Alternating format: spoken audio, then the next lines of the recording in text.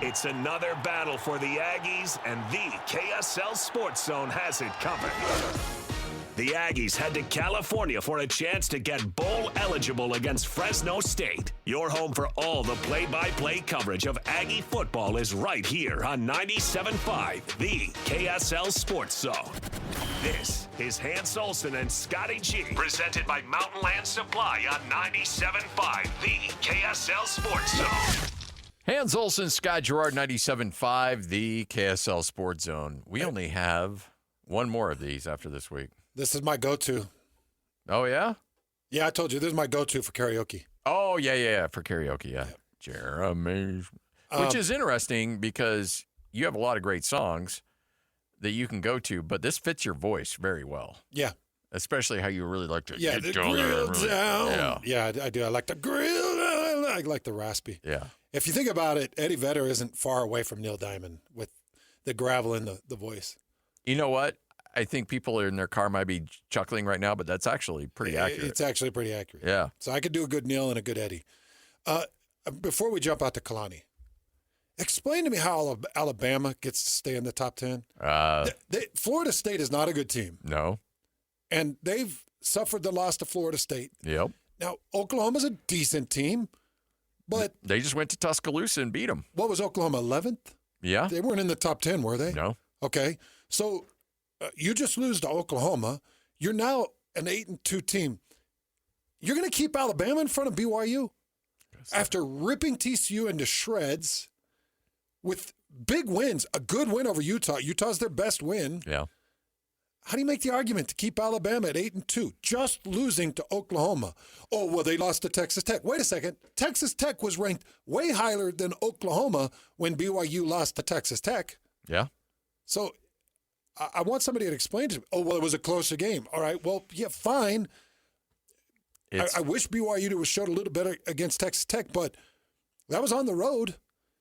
Alabama had Oklahoma at home. I hope I'm right on that. Yeah, no, it was in Tuscaloosa. Alabama had Oklahoma at home. Yeah. Well, yeah, but it's one loss that BYU suffered. Alabama lost to Florida State. Florida State is showing that they suck. They're not that good. Okay, so you want to make some comparisons? BYU beat Stanford. Who did Stanford beat? Florida State. Florida State beat Alabama. I just look at it, I'm like, come on, man. You're not wrong. There's just a lot of biases that sit in there. And look, down the road, somewhere down the road, maybe BYU proves me way wrong and they get blown out by Cincinnati, or they lose to UCF, or they get blown out in the title game. People are like, see, Hans, that's why. Okay, fine. But at the time, right now, in this moment, yep, BYU deserves more respect than being ranked as everybody's projecting number 11 as the CFP is coming out tomorrow evening. All right. Here's Kalani Sitake, head coach of BYU, after the Cougars ratchet up another blowout victory. Well, back on Monday again, and excited for this week. We're looking forward to the game. Going back on the road, it was good to be home for this game over the weekend against TCU, and love that the team was able to bounce back from the loss that we experienced in Lubbock, and but it was good to be home, play that game in front of our fans, and now that we got a home game done with, it kind of refreshes us and gets us ready to get back on the road again and heading out to Eastern time zone and playing a really quality team. Looking at I've known Scott Satterfield for a while, and he's got a great reputation, does a great job with his team, and they played really, really well this year on film. They're dangerous, and they do some. I mean, they can put some points on you really quickly with Sorsby as a quarterback. He can run the ball and he can spread the ball out in the pass game, and then they can run the ball with their running backs. And so it's a difficult team to prepare against, but defensively they can make things difficult for you too. And I mean, they got one of my favorite players I like watching, and Dante Corleone. He does a great job up front, and I like his personality. I just like the overall like their team. I like the guys on their team, the leaders that they have, and people that we got to see at the media day and things like that. It's just you hear how they speak, and you hear about the culture and what Scott's doing there, and I just can't help but be impressed with what they're doing as a team. And this is going to be a big time game, man. Looking forward to the matchup. It's going to require us being at our best, and looking forward to it. We see it on film how dangerous they can be, and they're at home, and so there's a lot. There's a lot on riding on these games at the end of the year, especially when you're playing teams that are in the mix that are, up there in the rankings when it comes to the standings of our conference. And so we know that, we understand that, and just like playing TCU, they're a great team that has won games and has got themselves ready for bowl games and things like that. So we know that this is going to take our best. We want to create more flow and momentum from last weekend, and looking forward to getting that done starting today with our prep. And so, what questions do you guys have for me? We'll start off with Jake Hatch. Yeah, Kalani, you mentioned Saturday night. You're not necessarily worried about style points, but you guys have big noon kickoff showing up in Cincinnati. This is the third time I think you've had one of those national TV shows show up for one of your games this year. How much do you think that, spotlight helps you guys when it comes to postseason opportunities and the like, if anything? Well, when you said it, I know about style points. I know what style points are. I want to win. That's the key. You want to win. And people look at the metrics. I mean, we were favored to win by 3 points, and we won by a lot more than that. So I want to win, and I want to play at our best. And we can control the game, great. But if not, it comes down. Nothing's easy. You can't sit there going like we're going to go into this with trying to win with style. Like I want to win the game first, and so I understand all that stuff. And people running up the score is what style is, and okay, that I understand that whole concept, but I want to win the game first. That's the key, and that's going to be our focus. But you can't sit there and claim the game before you actually play it. You got to play the 60 minutes. Next question from Jay Drew. Kalani, you guys were just named the Big 12 Defensive Line of the Week. Your sack totals are way up from last year.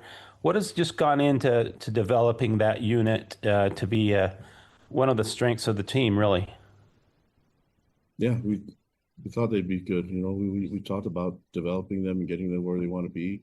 A lot of people question it. That's fine. We're playing really good football right now, and we're sitting in a really good spot. So D-line is improving. Everyone's improving. We're staying.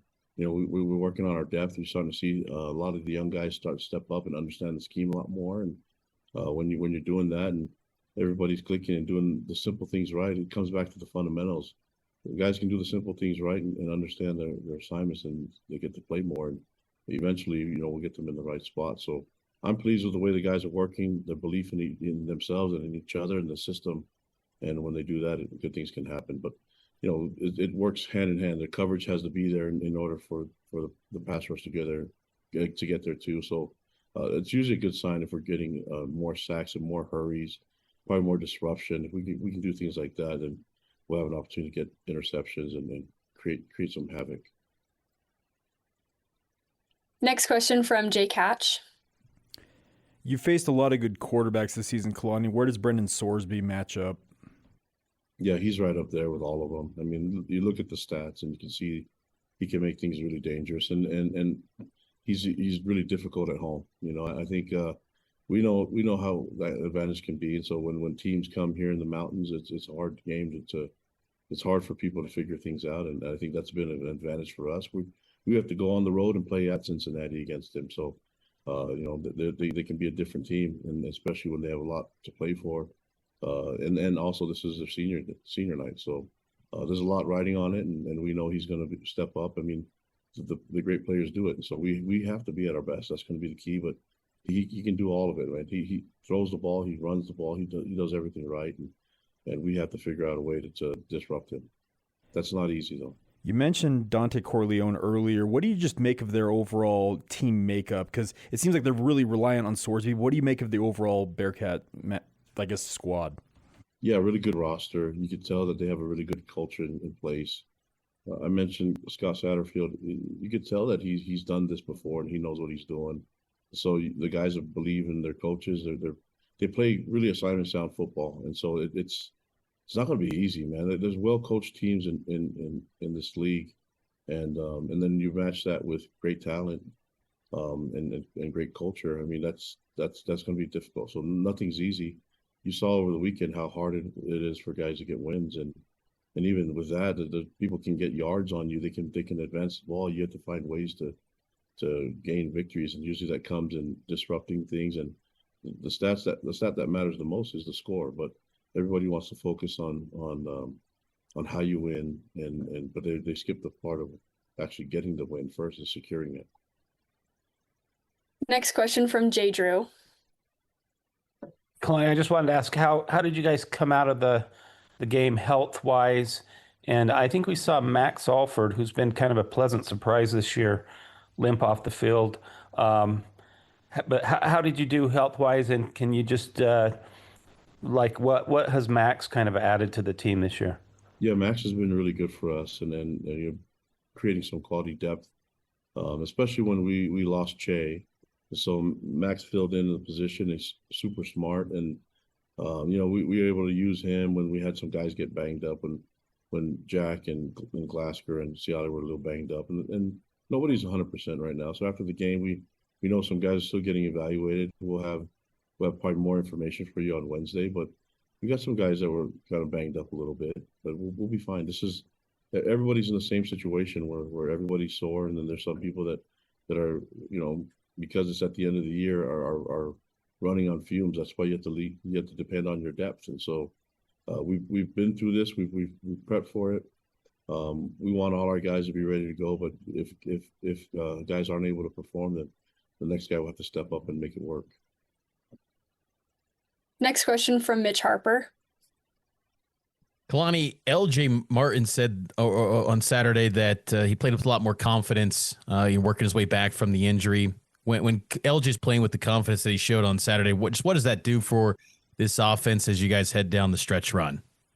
Well, it's good. I think the physical part of the game is what he does, and so I'm not sure if he was ready altogether on when we played Texas Tech. I think maybe we could have benefited from him resting a little bit, but the moment was too big. He wanted to try it, and how can you say no to him? So, and it does make a difference when you get to heal a little bit. I think sometimes people think that the bye week is a magical healing week. You know what I mean? And sometimes things take some a little bit more time to get better, and we've seen that. I mean, we've had guys that have been banged up, and they're playing a lot better now than they did a few weeks ago or a couple weeks ago. So I think he fits in that same category. But what's really nice about LJ is his leadership and his ability to communicate to his teammates as a captain and as a leader for us.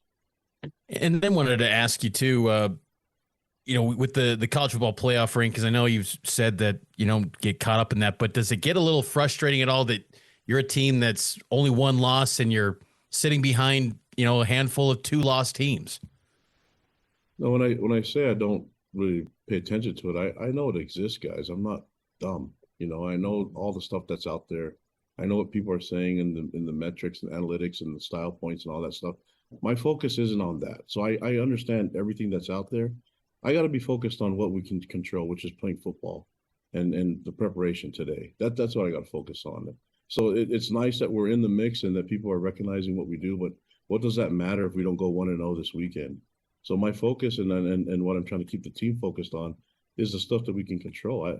I know one thing, we go out there and play at our best, and I like our chances, but until then, I'm not going to sit here and campaign and waste my energy on stuff that I can't control. I don't know all the other people's schedule. I can't speak as an expert on everything because I don't know what everybody's done and what everybody's played. All I know is in my view of what I'm controlling with this team and what we have on our schedule, especially this week, that if we take care of business and you to do things one step at a time, then things should work out in your favor. And that's what I'm banking on happening. And that's what I want these guys to be focused on. It's hard to talk about 3 weeks from now when you can't even control what you're doing right now with everybody else. Let's just go play the game, be at our best, and then see what happens next week. Next question from Jake Hatch. Kalani, you highlighted him on Saturday night, but I wanted to ask you about your young defensive end guys, Nusi Taumue-Peau, Tausili Akana, Kenny Fonohema. What have they brought to this defensive line? Yeah, they brought added depth, and athleticism and skill, talent, a lot of that stuff. And then when you have a deep team like that at a lot of different positions, then you can use different people. And when you have upperclassmen that are not selfish and that are bought into what the team is trying to accomplish, they realize that other guys can help them, and that maybe them them tired is not better than the young guys or the backups being fresh. And so what you're seeing is a nice rotation, guys that are trusting each other, and then doing it for the greater good of the team rather than just trying to get your personal stats. And so I appreciate all the feel for the team, the brotherhood that they have, and their willingness to share and understand that they don't have to do it all by themselves. And you can do that when you have depth and quality depth. And those guys are still babies, man. These guys are going to get big and stronger. I mean, they're going to be a force. And right now, it's good to see that they have they have an opportunity to contribute. But I think eventually, when they grow up and get bigger, it's going to be pretty scary. You got another young player in Bear Bachmeyer. You talked about maybe taking the breaks off of him, but are you thinking you want to do more just traditional offense versus some of the max protects you've used in the past? Is that what you're talking about and unleashing him, I guess? Well, I think we've kind of gone through this transition of bringing him along, and now that we're at this position, we can really do whatever we want. Challenged A-Rod, and they understand that was a plan going forward. We knew what we were trying to get done, and by the end of the year, we could do whatever we want depending on what we see as an advantage against who we're playing against. So it's just hard. We can think differently now going into this game 11 than we could back in game 1, even though it was an FCS opponent. So you can kind of just go step by step, and then we're in a position now where we can do whatever we want with him. Mentally, he was already there. He started studying and knew a lot of the other plays. The question is, we can't practice everything. We can only execute what we practice this week. And so let's figure out what we do, what he does best, what he's the most comfortable with, and then what highlights our talent and our skill. And then, let's go into this game pretty much with whatever we want to accomplish. But that's not just game day. That's what we want to accomplish and what we want to prep this week with. I got one more real quick. And Bronco Mendenhall, not that long ago, was on a radio show saying he's already talked to certain players on his roster about essentially the future, like where their spot is on the roster.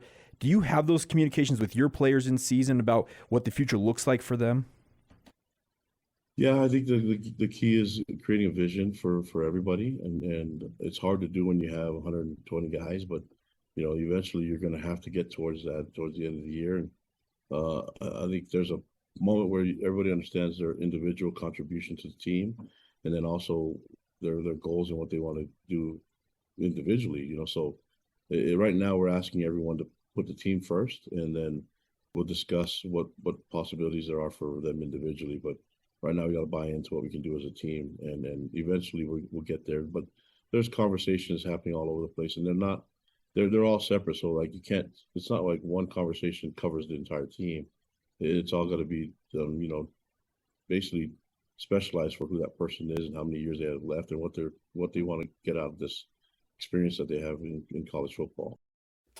There you go, Kalani Sitake, right here on 97.5, the KSL Sports Zone. I do know that Kalani's dad suffered a health scare at the game, and I think pre-game it was kind of buzzing in the post-game. Mm-hmm. So we're thinking about you. Papa Sitake, we all love him. He was even a part of my time in college. He was around quite a bit because both Kalani and Kalani's brother TJ played on that BYU team. So Papa Sitake was around a lot. Yeah. And I just love that guy. And so we're thinking about you, praying for you, and hoping he's okay. Absolutely. And, it was funny. Mitch asked him about, look, I know you're not paying attention to the college football play. And he's like, all right, look, I know. I just can't worry about it. So they're aware, and you can't isolate your kids. You can't say, don't pay attention to that stuff, because they're going to. It's just human nature. If you're a 19, 20, 21-year-old kid and you're nationally ranked and you're being talked about with Alabama and Oklahoma and all these other schools, you're going to consume that content. Oh, yeah. So you can't bury your head in the sand and pretend like nobody is talking, that nothing's going on. So They know, and they're going to address it, but they still have to focus in on the one game at a week mentality. Kalani knows about style points too. I just don't think Kalani cares about style points. Because that part he kind of has to, though. If he did, he would have put his first-string defense back on the field when TC was pressuring. Yeah. Now, he left his second and third string out there, and they answered the call. The fans answered the call because there were consecutive offside penalties that put them in 4th and long, and then Nusi Tameipeu, who's a true freshman, answered the call with a good sack that ended the TCU drive, but they were in scoring territory. They could have kicked a field goal, but 3 points would have meant nothing. I still don't know why they were taking timeouts and why they were trying to continue a drive that ended up with a sack, but nonetheless they did, and Kalani trusted his second and thirders. But if they would have gotten in for a touchdown and it would have been 44-20, it's not as pretty. No, not as pretty at all, unfortunately.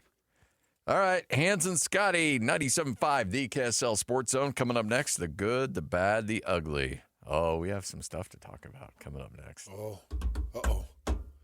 Hey, no, I got the good. Okay. Let's just say that. I got plenty of good to talk about. I got a bad in there. Oh, no. The bad is just mediocre. Yeah. All right. Hans and Scotty, this is 97.5, the KSL Sports Zone. It's time to saddle up and talk about the winners and the losers. This is the good, the bad, and the ugly. Now, here's the good. It is your good, it is your bad, it is your ugly. And let's just take a moment and bask in the greatness of good quality football.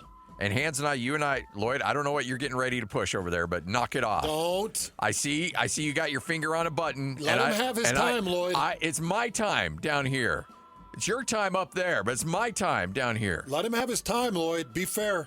I don't know what you're pushing down I there. don't even know what this segment's about. What's the good about? Why are you ducking your head? Yeah, you got something queued up and ready to go. This segment's about actual good football. Good football. And you and I texted, that was, regardless of who won that game, that was a quality football game between the Chiefs and the Broncos. Darn right. What a shot! 3 more outs. We go to the series. So what? They'll blow in the 9th. Why do you got to do that? This is his time. It's my time. I get to enjoy this. Lloyd, after... Oh, what? They'll blow in the playoffs. And that Lloyd, this is not right what you're you doing. Game's over. I don't even know why we're watching this. Okay, that's called a reverse jinx, Lloyd. Lloyd, I don't know why. Game's over. It's over. They're losing. Game over. I did call that they were going to lose. With on Twitter. 9 minutes left in the game, he's like, "This is it. They're down You did? 3. Yeah. Why'd Down you do 3. that? Oh, because they they had to punt and I'm like, they were going to go for it on 4th and 2. They got the false start, backed them up 7. They punted. I'm like, there's no way they're going to stop Mahomes in a situation like this. Mahomes is going to go down, score a touchdown. It's going to be a 2-score game, and this game's over. Game over. Why am I watching? Scotty, no. Hey, there's a reason why I do what I do, because I know people love to rip on me for bad predictions. And so I'm like, what can I do to give a little goodwill for the Broncos? Give a bad prediction on Twitter, and then I'll take the heat afterwards, but it means the Broncos won. Either I'm right. Hey, my personal favorite is you going refs. I like that one. That one was funny. Well, okay, That one's good. All right, we got to talk about this. And I guess we can't talk No, about we can't this. talk about that. But you know, Oh, what? I know what you're They'll talking blow about. in the playoffs. you know what I'm referencing. Yeah, I know what you're referencing. We just can't reference it. Somebody's getting singled out, and it's not okay. Yeah. Yeah, I don't like it. Yeah. Oh, but by the way, apparently there's this bad missed call on the Broncos. Rusty comes walking in, and first off, he doesn't even talk to me. He goes right into his office. Our resident That was one of the biggest mistakes I've ever seen you make. our by the resident way. Chiefs fan. And so I'm like, oh, you don't want to talk today, huh? It's been all fun and games for 9 years, and now you don't want to talk. But no, Chiefs fan comes up, and he's like, all right, well, 2 things. First off, and I'm like, if you say officiating after the Broncos got called for 150 yards of penalty yards in that game, I don't want to hear it. He went officiating. Yeah, he did. He did not like a no call. Couple things. Bo Nix, really solid, good focus when you've got to get yourself in field goal position to win that game. A couple of big completions, but I like his connections to Troy Franklin, Pat Bryant, Cortland Sutton, all those guys. Great connections. They find the space, and the throw that he had in that final drive to the inside shoulder on a deep corner to allow his receiver to work back into it, knowing that the defender had outside leverage, was an incredible throw. That was an incredible throw. You had two safeties over the top. He threw it underneath the safety, threw it to the inside off outside leverage to the corner, and that's a great completion. And they earned that field goal, and they earned that win, 22-19. Good win over the Chiefs. That defense, though. Oof. It's a really good defense. And they're without Pat Surtain. They're without Alex Singleton. They're missing some big guns on that defense. But from a play calling standpoint, you're going up against Patrick Mahomes, one of the 2 or 3 best quarterbacks in the history of the National Football League. Mm-hmm. And the refs. And you bring You're such a dirtbag. You bring a corner blitz on 3rd and 10. A corner blitz on 3rd and 10. Yeah, That's like Jaquan McMillan. That's some big ones there. Jaquan McMillan is a beast too. Fast as lightning, and he's good. He's good, and it was a great call. Can we talk about the disgust that Sean Payton has in Bo Nix? Disgust? Yeah. Why? The disgust when he made the mistake of the intentional grounding. Did you see the look on his face? You're really nitpicking here. No. You're really digging deep. No, I'm not. I don't think. Like, I have a bad segment and you have a disgust look on your face, but that doesn't mean that you think ill will of me. Yeah, that you're always disgusted. That's not true. No, that's fine. It's all right. If we have when have you had a bad segment? If we have a bad moment and you're like, and like there was a thing a couple of weeks ago I did, and you gave me a very disapproving look. I'm like, you know what? Lloyd's got a point. But that doesn't mean you hate me. That doesn't mean like you think I'm horrible at my job. It just means in that moment. Or does it? It just thinks in that moment you need to fix yourself. Yeah. It's all right. Hey, by the way, protect Will Lutz at all costs, because that 5 of 5, including the game winner. How long was that game winner? It was like a 35-yard field. 35-yarder? Yeah. Still took guts, man. Yeah, but he hit a 54-yarder earlier. Yeah. But yeah, so the Broncos now sit at 9-2. Is the Chiefs dynasty? Is it done? Yeah, they're cooked. They're done. Mustered 62 yards of rushing against that Broncos defense. And Denver's not a great defense against the run. They just abandoned it. Who had the big drop for Kansas City? Somebody had a big drop. Was it Rice? I think it was Rashee Rice. I think it was Rice, yeah. Had a big drop for a first down. Hit him right in the hands. Yeah. We're on that far sideline. Uh-huh. Yep. I think it was Rashee. Kansas City just looks cooked. They might not make it to the postseason. I know. 5-5. They're not going to win the division now. They're out of the division race, but listen, they've got the Colts next week. Yeah. They've got Chargers, Broncos, then they've got Titans, Raiders, Texans. Down the stretch, they're going to go, 0-1, 1-1, 1-2, 1-3, 2-3, 2-4, 3-4. They'll go 3-4 to finish. Then they're done. There's no way you're making the playoffs at that point. They're going to go 3-4 to finish. Yeah, that'll put them sub 500, 8-9. Yeah, that's like Raiders territory right there. They're busted. Taylor Swift, take off that T-shirt before you jinx them and break up the band, Taylor. Oh, she Yoko Ono, the Chiefs. She did. This thing, the wheels are off. I mean, back-to-back losses to the Bills and the Broncos. You lost to the Jags. Started out the season losing to the Chargers and the Eagles. Turn out the lights. Party's over. Sorry, Chiefs fans. That doesn't break my heart. Come on, Lloyd. At least you can get behind that, right? No. That doesn't break my heart.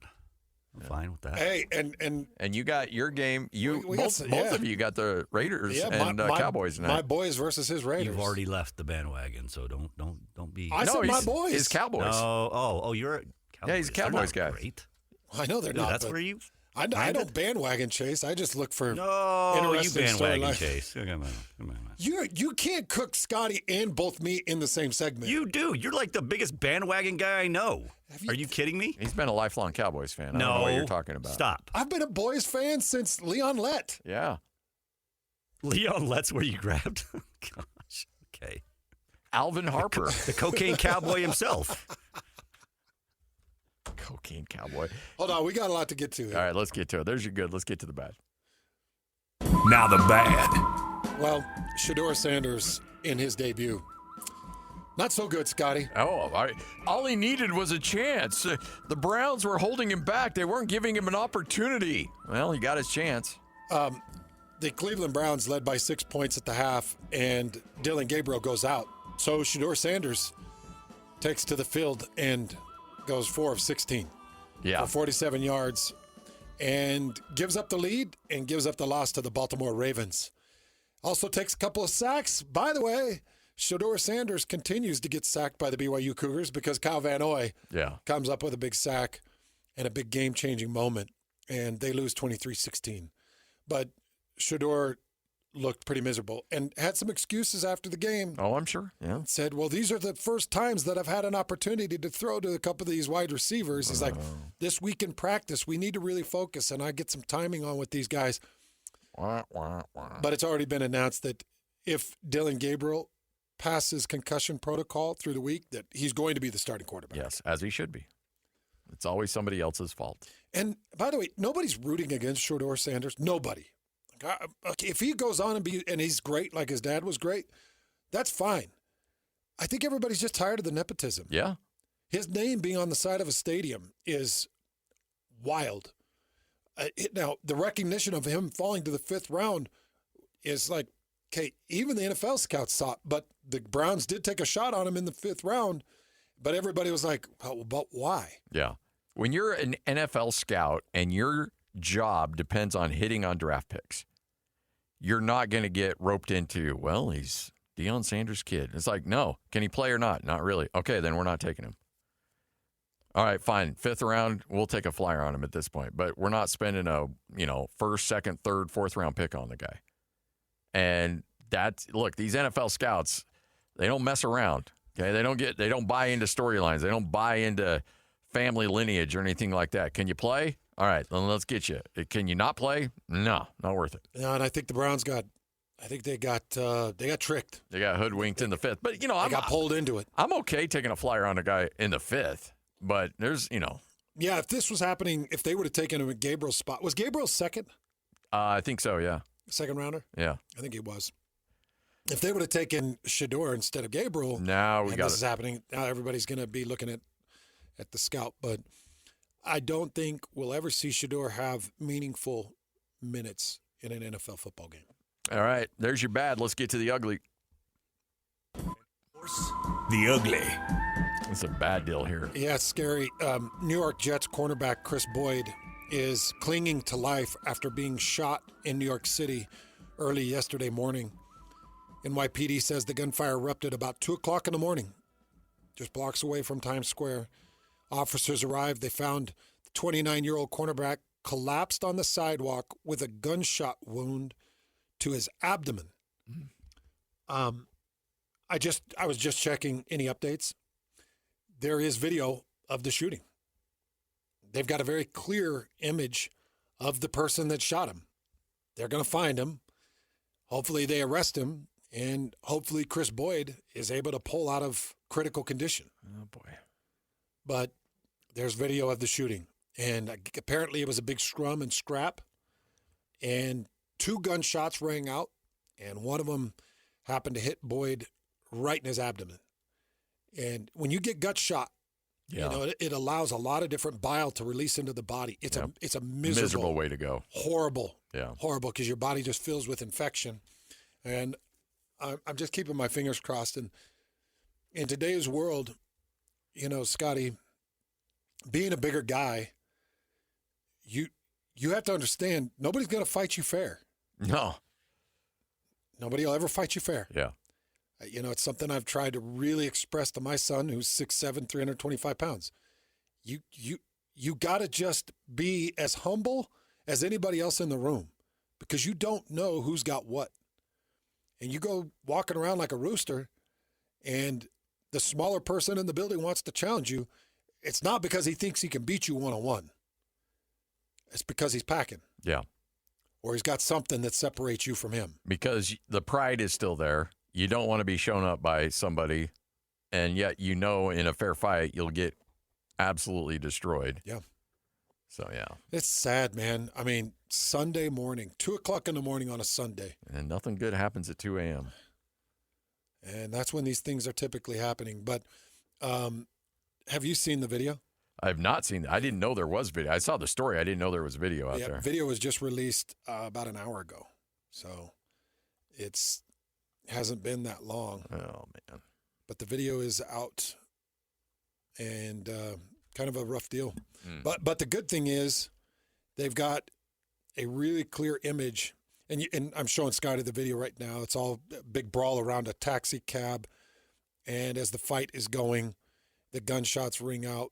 But they've got, and let me see if I can find the image. There's the image right there of the guy that shot him. Yeah. They've got what he's dressed in. He's got pretty long dreads.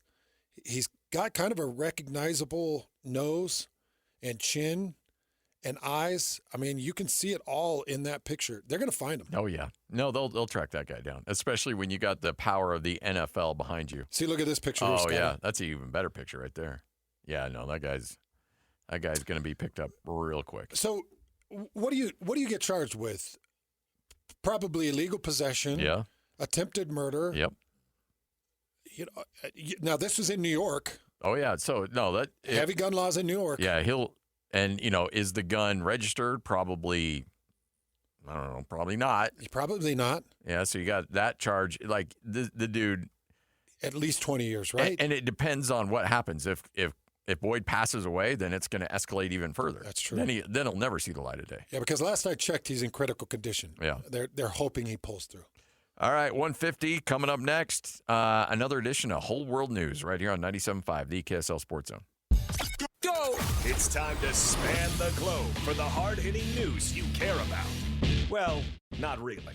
But hey, at least we found it interesting. This is Whole World News on 97.5, the KSL Sports Zone. We got the whole world in our hands. You got the whole world in our hands. We got the whole world in our hands. We got the whole. Hans Olsen, Scott Gerard, 97.5, the KSL Sports Zone. Hey, we're going to be hanging out at Tim Daly Nissan Southtown, where it all began. Tyler and the crew ready to help make it happen for you. Come down and say hi. We'll be down there again, just in between, just west of I-15, between the 106th and 112th exit. Real easy to find. All right, Hans, I'm really curious. We've known each other for 20 years. Mm-hmm. We've done the show together for 12.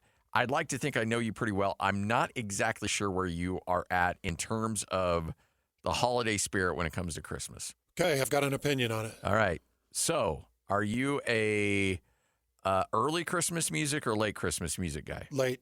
Okay, so post-Thanksgiving. Yeah. How about decorations? Late. Late. Okay. If any. Really? Yeah. Okay. I would have pegged you as the kind of the festive, let's decorate the house, let's go all out, Clark Griswold kind of thing. I'm trying to do better, and I tried for my kids because my mom made it a magical season for me. Yeah. And I always appreciated that. As a dad, I didn't want to spend money on decorations. I didn't want to put time into decorations, and I always felt like it cluttered the house. But I also knew that it drew the magic of Christmas. If it was up to me, no decorations. I'd have a tree. I'd put a couple of, important ornaments on it. Yeah. My wife likes to decorate a tree to look good. Yeah. I want to decorate a tree that has, sentimental ornaments on it. Okay. All right. All right. So now let's talk about the tree. Fake or live? Live. Oh, that's right. You, JP, you and JP go up and cut a tree. If I have my druthers, I want a live Christmas tree. All right. Well, apparently there's an association for everything. The American Christmas Tree Association released results of a new survey, and this has certainly been a trend. About 15 years ago, your live to fake tree ratio was about 50-50. That's where we're at now. Huh? No, that was about 15 years ago. Oh. Now, 83% of households have a fake tree. Only 17% of American households will actually have a live tree for Christmas, which makes sense. I mean, I haven't had a live tree in forever.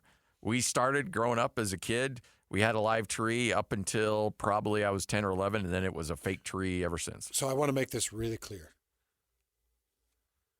If I had to pay for a real tree nowadays, I would have a fake tree. And spend, $80, $100 and then not have to worry about it for 10 years. But bless J.P. Stoddard's heart, his family owns a lot of different acreage up in the mountains, and they can go chop down trees all they want. And he just cuts one down for me. Has for the last 15 years. Yeah. So, and the trees smell great. Oh, I love the tree smell. And he always so gets good. Beautiful trees. I've got a 15-foot ceiling, so he gets a beautiful 15-footer, and he just picks out the best Christmas trees ever. If I had to pay for that tree, that's a $450 tree. Easy, yeah. Why do you throw your ceiling size in our Yeah, faces? I know that was a nice little it's kind of gross. I was going to wait a little bit to bring that up, but that was a very subtle flex. Yeah, I have a 15-foot ceiling.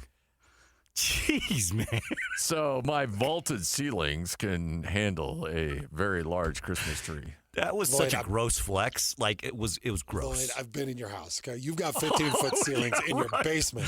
Oh, Come you on. mean from the basement to the very top? No, yeah, that's 15 feet exactly. Lloyd's mother-in-law apartment has 15-foot ceilings. Oh my Lord, you're a funny one. No, that's true. 83% though.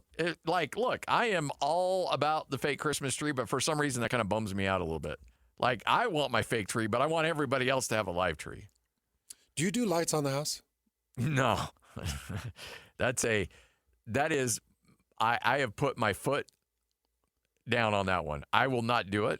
And I refuse to do it because I don't want to die. And I don't like climbing on roofs. I did it a couple times in our first house because I'm like, oh, I'm a homeowner now. Look what I get to do. Mm-hmm. And then I'm like, no, I'm not doing that anymore. Dude. And my wife, it breaks her heart, and I feel so bad about it. You know you've got somebody that would do it for you. Who? Ajay. Ajay would do it. Oh, he would. Come on. He'd say, boss. Hey, Ajay. Situational Christmas lighting. Ajay's the man, dude. Ajay would be on your roof. Yeah. Situational lighting. Dude, he would be on your roof like Clark Griswold so fast. Ajay, do our guy a solid. He needs you. I promise you, he'd back his van into your house. I know that's it. Oh, he would bust not. a hole in the roof. He would short circuit the lights and start your house on fire. You know what? You are not giving Ajay enough credit. You know what? Ajay's come a long ways. Ajay has come a long way. Yeah, absolutely. And Ajay is killing it for us this year. He's had a great year. By the way, I can't bring myself to pay for people to do the lights, and I don't want to do it. It's a sore spot, and I feel really bad about it, but I'm not bending on it. Hey, I make my brother-in-law do it. I don't get on the roof. I won't do it. Hey, by the way, if you're a business out there and you do install Christmas lights in Utah County, send me a tweet at 975Hans. Or Davis County.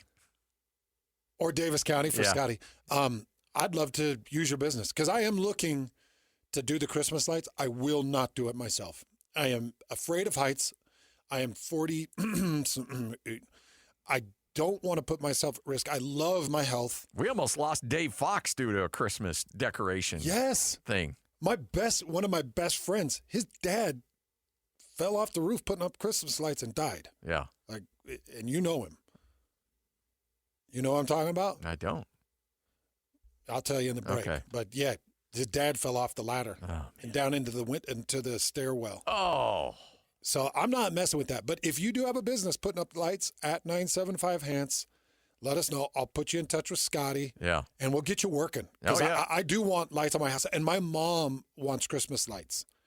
So, because she's got the house, much bigger house than mine, up on the hill that they shadow me. You're going to see Clark on a ladder, and you're like, oh, crap, now I've got to do it. And you're like, get off the ladder, Dad. I'll handle it. My dad has been naughty lately. Oh, yeah? Yeah. He's been out with all his trimming to it because he loves to prune trees. Yeah. And so he's a tree sculptor. He's essentially Mr. Miyagi, but with actual full-size trees. And he gets out there with his chainsaws and his cutters, and you're like, oh, no. He's still clicking away. I love it.